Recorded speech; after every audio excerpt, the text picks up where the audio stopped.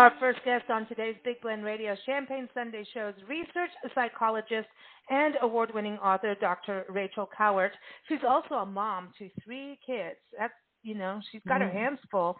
Wow. She is, her latest book is Pragmatic-Princess, 26 Superb Stories of Self-Sufficiency. That's her latest children's book, but she's also got a new series coming out.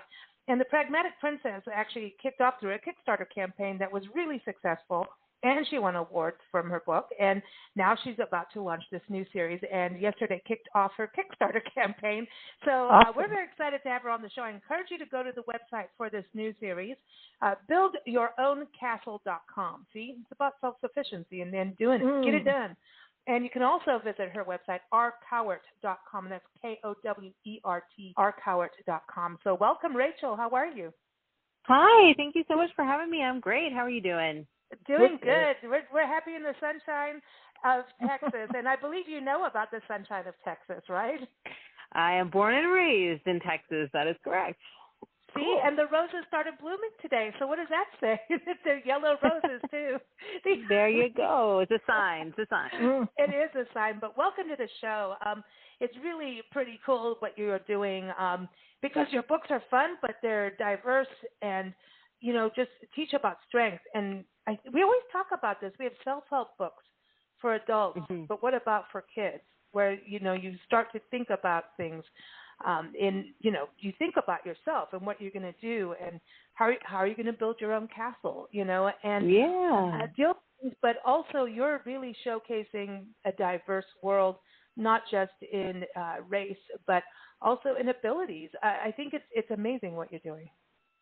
Thank you. Yeah, I mean, you hit the nail on the head. It's like, why do we have all these books for adults, but we don't have these same books for children? Like, I love superheroes. They're great, but, where's the everyday kid and, showing their strengths and what they could do? And that's what I was trying to create with these books. I like that. Let's touch on Pragmatic Princess. I know it's available on Amazon, but this is really a huge part, like a signed copy is part of this new Kickstarter campaign. But tell us a little bit about that book and give us an overview so people can understand a little bit more, because through what I was reading, you're going into diversity of everything, families and abilities. Yeah. So tell us a little bit about those 26 stories.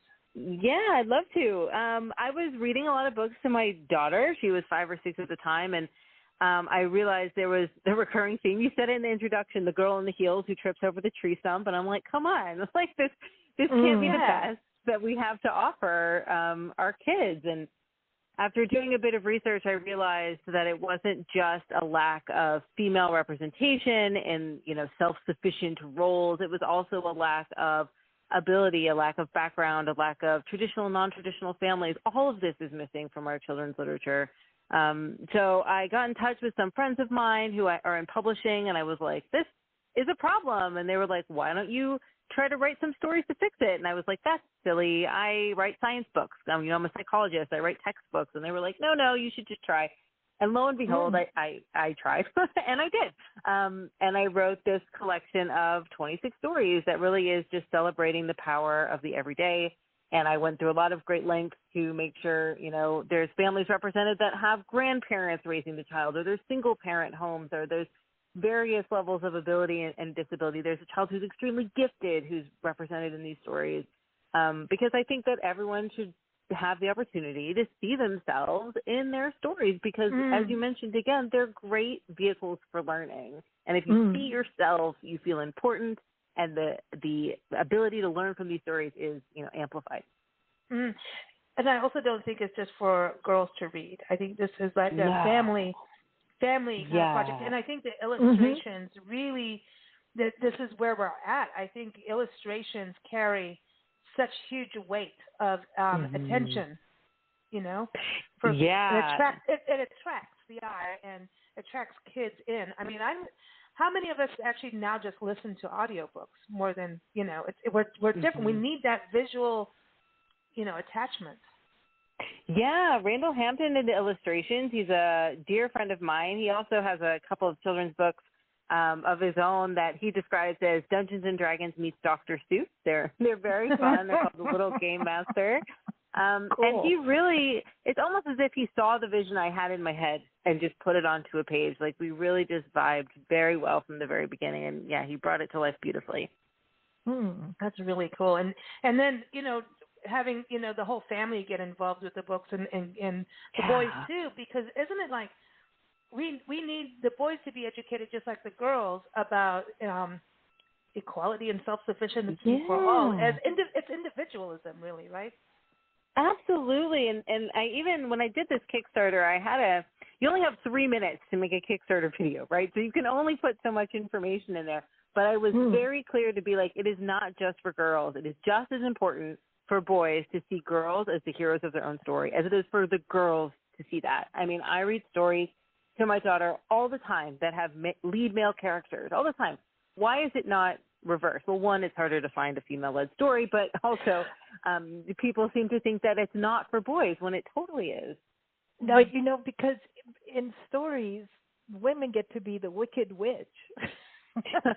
The witch, the damsel, the friend, and never the center.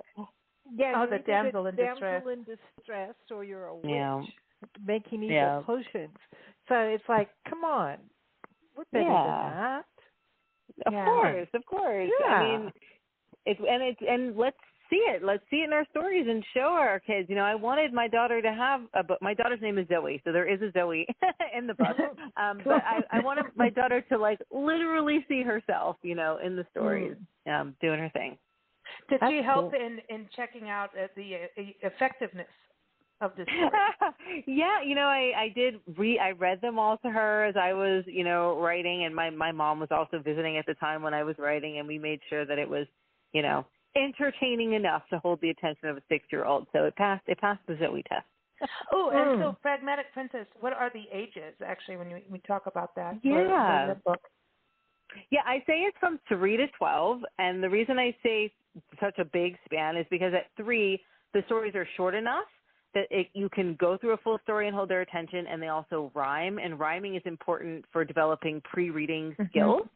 And then the older they get, the more valuable that the lessons really become. So like Jasmine the Just, this is an A to Z book, so there's a girl with each letter of the alphabet. So the J is Jasmine, and her lesson is about if equal doesn't always mean fair. Fair is about having equal opportunities. If your piece of cake is not the same size as the other person's piece of cake, that's not saying it's not fair. And those kinds of things you don't really understand at age 3. But the older you get, you start to really absorb that information. So and everyone's at a different reading level too. That's the other thing, especially across the country. I mean, Well, you depending on where you come from, somebody might read a sentence. It's going to mean one thing to somebody on the East Coast, different to somebody on the West Coast. Yeah, and definitely. So if you think everybody, is understanding everything 100% all the time, and that's just not true. It's not possible. Yeah. Because you color stuff in your mind as it comes in. And sometimes you completely change it. For sure. I mean, I'm sure that when I read the stories, I definitely get different things from them, right, than other people do. Yeah. Well, I think we all learn, like Nancy's saying, at different stages. And in life, someone could teach you a lesson. You may have learned the lesson, but not really have gotten it. And then 5 years later, you're going to get it. Whereas your friend who was in the same situation got the lesson immediately. But you would have got something different than your friend. You know what I mean? So, I think the kind of books you're writing is something, especially stories like that, you can go back to. It's not just a one read wonder. It's not. Yeah, there's in the Kickstarter, I pivoted a little to more topical, but one of them is about online stranger danger, and I wrote it for my daughter who was being online, and I've read that one many, many times, and I'm not sure she gets the lesson yet. So that's exactly what you mean, but we keep going back to that one. It'll get in there eventually.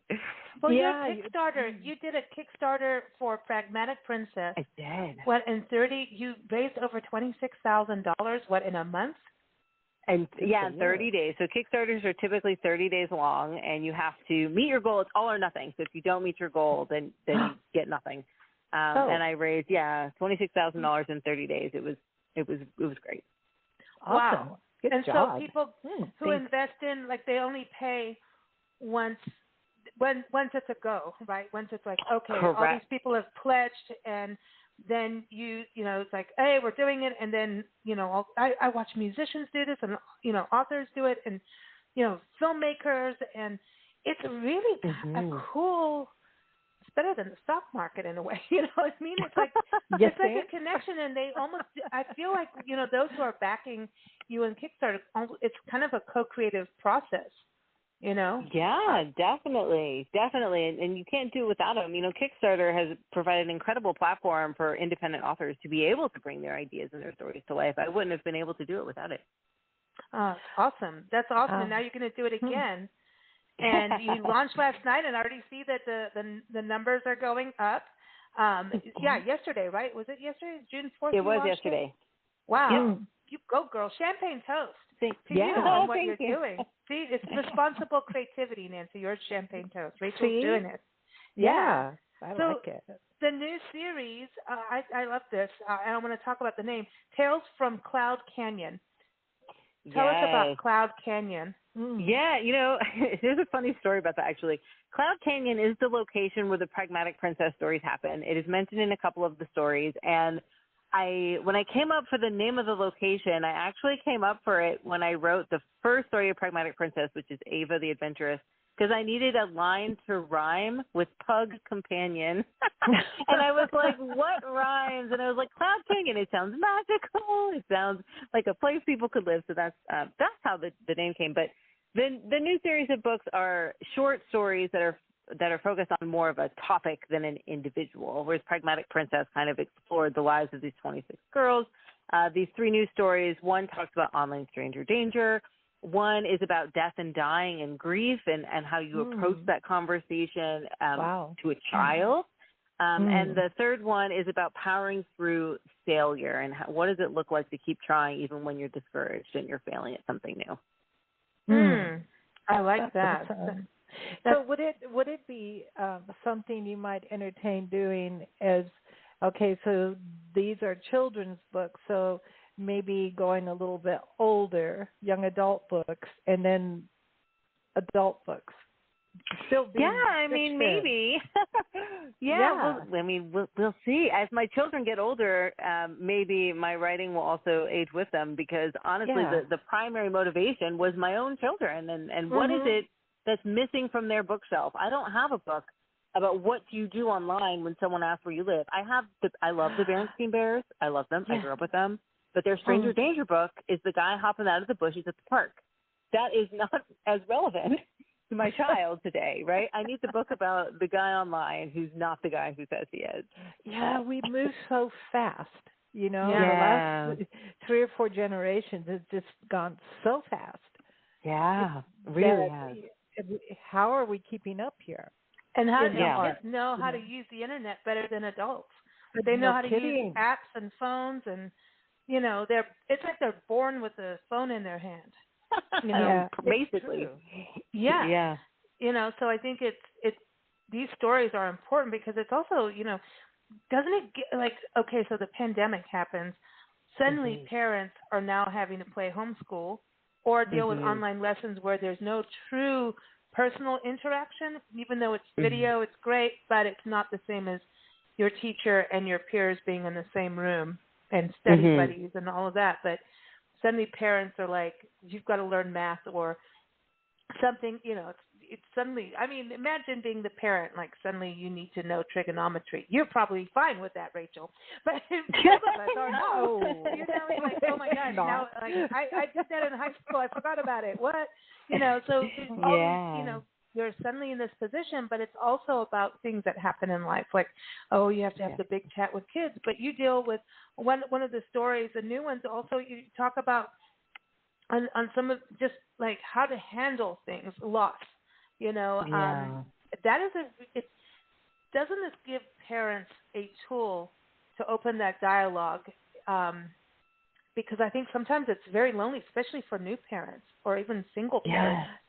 To how do I bring this up? How do I discuss loss or death? I mean, that's exactly the point. And you know, in books, if we can bring it as the topic of conversation, it makes it easier for the parent to start the conversation because they're like, hey, let's just read this book together. Then you let the child come to you with the questions. You're sitting them, it's already open, the dialogue's already open. And if the child in the book in some way resembles your child, whether they're also dealing with the loss as the grandmother in this case, or if they look similar to the kids in the book, then they're going to take these lessons from the book and internalize and be like, that kid kind of looks like me, and this could be, you know, the process that I'm going through, and oh, look how this plays out and what happens and the questions they're asking. Maybe I should ask my parents these questions. And it's a great tool for parents to have. Like I said, I wrote the story about Online Stranger Danger the day I saw my daughter chatting in Minecraft when I told her not to strangers, and I could lecture her, which I did. But the book is something I just read it to her. It's in her room. She can pick it up and read it as she goes. If something happens, we bring it, you know, back. It's a tool that I have as a parent now that I could be like, remember that book? Zoe? Do we need to read it again? You know, and it is interesting because what you went through as a child is going to be different than what your children are going through because times have changed so fast. Like I partially homeschooled Lisa on the road in different parts of Africa. And when there were certain subjects, a teacher in a school would say, here's the outline of what you need to teach. I'm like, what? I was all like, what? It's like, she mentions trigonometry. I didn't do that well in trigonometry, really. I didn't get it. But I did really good in geometry. But trigonometry, I was like, what? And then it's like the idea that you're going to now teach your child something, and it's moved. It's way further advanced than what I learned in school. So, I mean, it's difficult. But you're also not taught in school life lessons, right? It's not, and I think that's something has been missing from schools. You know, it's like you have home economics. I remember we learned how to make jam. But why didn't they teach us more about budgeting and how to open a bank account and, you know, what, you know, the things, you know, not, I know they try to teach sex ed and stuff like that, but I mean, like, teaching kids how to be a strong individual, how, you know, character development. I think that is lacking in schools, and schools are having a really hard time right now.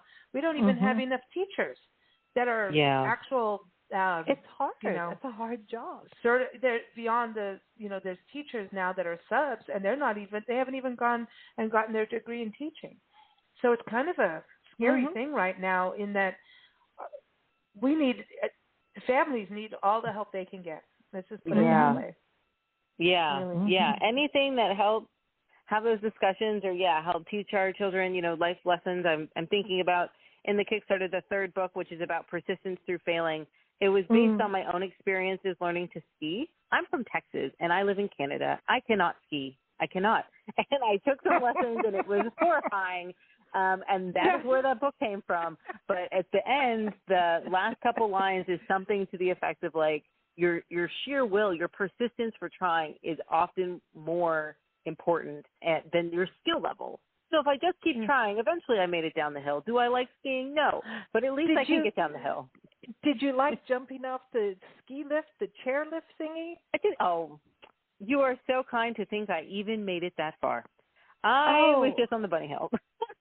No, they did not even go that far. Thing. They put you on this chair, and it's in the sky, and it goes round and round, and people yell, jump off. And I'm like, open your eyes. They're like, jump off. I'm like, I ain't doing this. No. Nancy sat up there with a bottle of champagne and just kept going round and round and round. There you go. That's my idea of skiing. Yes. Oh man, that's funny. That is funny. So on this Kickstarter campaign, let's talk about this because it's 30 days now. You know, so and then the books come out once you've got the funding, right? And it's already starting to work. So people that invest, they get the Pragmatic Princess, a signed copy, right? And you have different levels and things. Yeah, so it's basically a good way to think about Kickstarter is like you're pre-ordering the books. So can I get enough pre-orders that I can send the order out to the printers to print them and then ship them and deliver them? So there's various things that you can get. There's different reward levels depending on your budget. It's a series of 3 books, so you can get the series of 3, or you can get one of the 3, or you can get 2 sets of 3, one for you and one for a friend. A signed copy of Pragmatic Princess is also something that can be added on to your order. So there's a little bit of something for everyone. There's even a tier where you can be in the book, and we'll have the lovely Randall Hampton just draw you right in there to the background of one of the books. So there's a little something for everyone. Oh, wow. That's so cool. That's cool. It's like, Yeah. like the musician friends I know, they put, some of the main, contributors on the album notes. It's like, oh, you're part of the production part, or, that kind of thing. So it's really cool. I love this. So everyone, if you go to buildyourown.castle.com, that's the website, and it links you through to the Kickstarter, and it really has a lot of good information on there for you to understand, and learn about learning. It's cool. I love what you're doing. So exciting.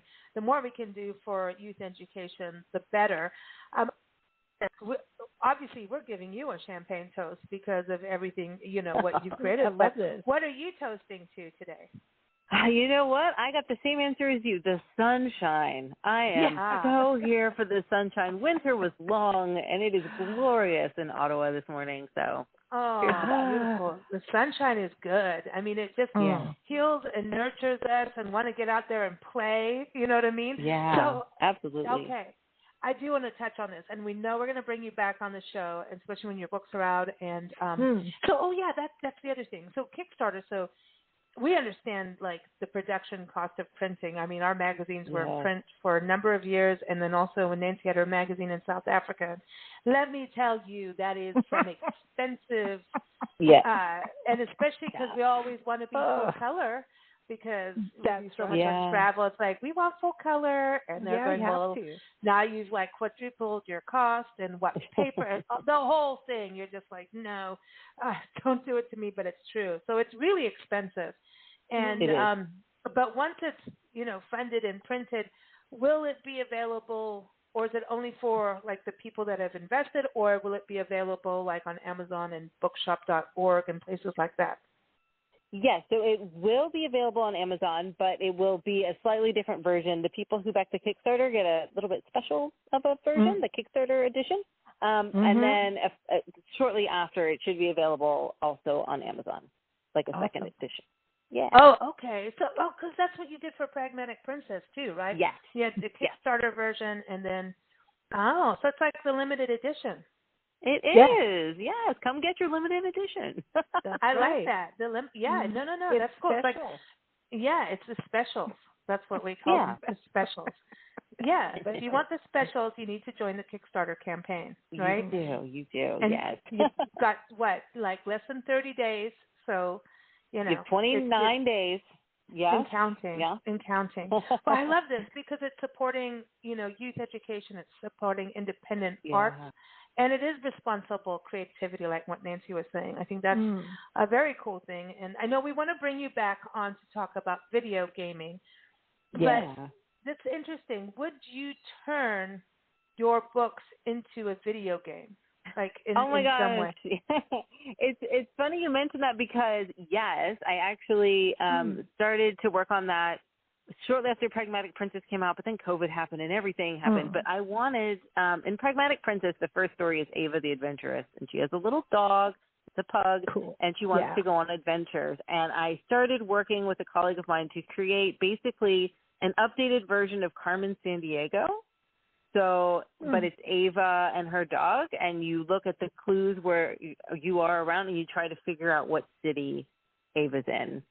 With her dog. So I thought that would be fun because I love Carmen Sandiego as the clues and you learn geography and different things. So I would love to. I love hearing about like clues and, having to solve things because that gets the brain ticking, right? So is that part of the positive of gaming?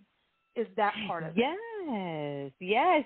Games and learning, I'll come back to, I could talk about that all day. But one of the positive things that comes from games is there's a lot of unintentional learning that happens. So, for example, a game like Carmen Sandiego or the game I just described, you're not only learning geography and landmarks, you're also learning like deductive reasoning and process of elimination. And those are skills that you can take in all areas of your life.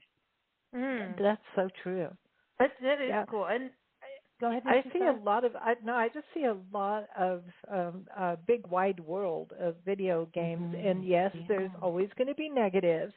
And as a responsible parent, you can negotiate those negatives. You can. You just got to be aware and be on it, and to know. It's just like, what books do you let your child pick? I don't know. Do kids go to libraries? I hope so.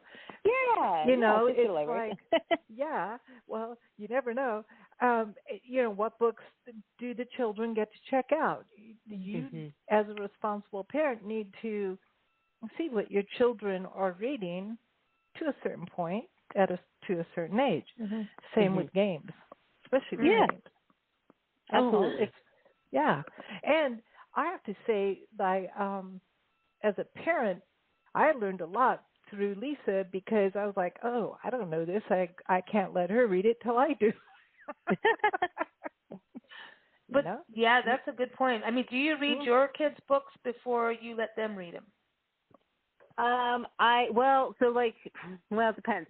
My daughter recently read Harry Potter. I had already read them, so I knew what was coming. So she hasn't quite expanded into anything I haven't read yet. But if it was something that was not clearly made for a child, like Harry Potter, right, I would definitely want to know what happens before. Okay, Lisa. Because I was like, oh, when you get to this book, a bunch of people are going to die. So are you going to be okay? We're only 6. Lisa, how old were you when you decided to read War and Peace? 11 or 12. It drove me nuts. And then I had to read it again. I got into all these classics, and then one I remember when I was like 13 or 14, because I got into really old books and collecting old books. I was geeked out. I was like a little nerdy kid, and I remember reading Forever Amber, and it was about a horse. That's right. I was like, no way. Really? That's so funny. Yes, can't say that word. I don't know what we're allowed to say anymore. But it was really, but I was like, no way, this woman is having to sell her body because she's a woman, and that, she's, gone from Ireland to America or whatever. She's had to be shipped off here. And going, and it was like one of those classic stories of that's what women did. And I'm like, Mommy, like, did you have to do this? I know, she asked me all these questions. And she goes, one time what was it like? You said, which part of the body is worth the most? And I'm like, I think it's your heart. And she just looked at me. Well, I mean, you're not going to be alive without one, right? And then it's the good part of the heart and all that. She shook her head. That was not the answer she was looking for. I'm like, I got to see what's in your, what are you reading? What's going on here?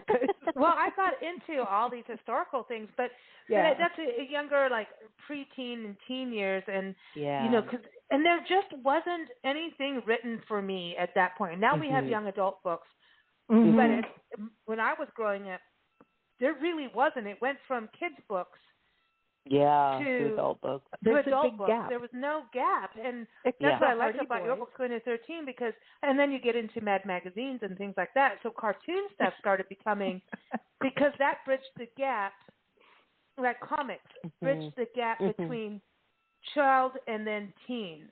You know what I mean? That was that bridge, because nobody was writing anything for us. There was the Hardy Boys and Nancy Drew. Yeah. I remember those two series. I love those, but it's still like we still needed that little bit of other in there. And I think your books would be great to have as a young adult stories too. I really do. Yeah. I think it's needed. Yeah. Do you see yourself ever writing something about fear? What kids are fearing now? Because I think they are. Yeah, definitely. I mean, there was the thought to write something specifically kind of about fear of, I don't know if it's the unknown is the right term, but when COVID came out, we're in the middle of a mental health crisis. It was not great before, but it's exacerbated now. So I think there's definitely room for books to help bridge that conversation, because it's ongoing and we're going to be talking about it for many years to come now, what impact these last couple of years have had. Well, the fact that we call it the pandemic, it's not the first one. Yeah. Right. It's not the first one. It's the first one for many of us. but it's the pandemic, like it's the only one ever. It's not. I feel bad for kids now having to, schooling has been tough. And school is, what's it like in Canada? I mean, the kids here are stressed out. I mean, it's like how many extra activities, thinking about college, all these things, the schooling part itself, all the educational components. So there's a stress level to kids. And then now we have to think about safety in our schools, which is really a big deal, obviously. Big time. We don't hear that much in Canada, having the issues we have in the States. And yet on top of that, we have climate change. We have a pandemic. Like for kids, my heart bleeds literally, because how do we teach them to keep moving forward? And I think you've covered that, the success part. But I'd love to see you do that part too of fear, because you can't handle what's happening in the world. You can take stick, and some kids have really done some amazing things. But are kids having that amount of stress in Canada, do you think? Yeah. I mean, we don't have the added element of the school safety, which I think is a big concern for kids in school and teachers alike. But they are definitely showing signs of distress. I mean, the extracurricular activities are still largely not there. Masks are still required in many schools. So, it's not like quote unquote normal. Things are still not normal for kids. So, yeah. We just want you to keep writing. You're so encouraging. And now we need a story on this, and now we need a story on that. No, what you're doing is fantastic, and I want to give everyone your websites again. BuildYourOwnCastle.com. That's the main one to go to. I like again, that. We'll click you through to Kickstarter, and also watch out for the books when they come out too. And I will have Rachel back on the show. And again, everyone, it's Dr. Rachel-Kowert, and it's Kowert. And that's her website, rkowert.com. And please do come back when the books are out, and let's talk about video games and the positives, because so many people just think that that's it. No kids should have any games, and I'm like, good luck with that one. You're going to do it. Right? It's like, good luck. That's not an effective strategy, I'm going to say. And I would love to come back and talk about that with you guys. Awesome. Well, thank you so much for joining us, and have a wonderful rest of your weekend, and good luck with your Kickstarter campaign. Thank you so much. You too. Take care. Here it is. We're going to play your song. This is called Dream Big by our friend Nikki Chris, based out of North Carolina, and you can go to NikkiChris.com. That's NICKIKRISE. I'm just proving I can spell, but here it is, Dream Big. Thanks so much. Thanks.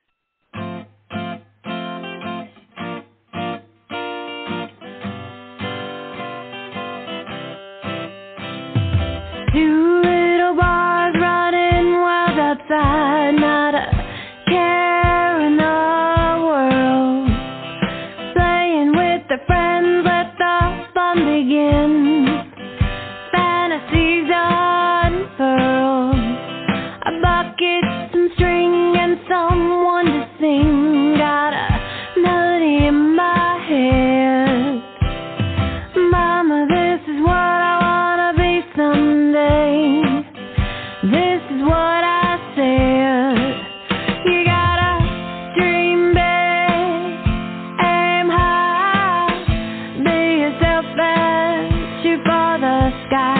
You can be anything you wanna be.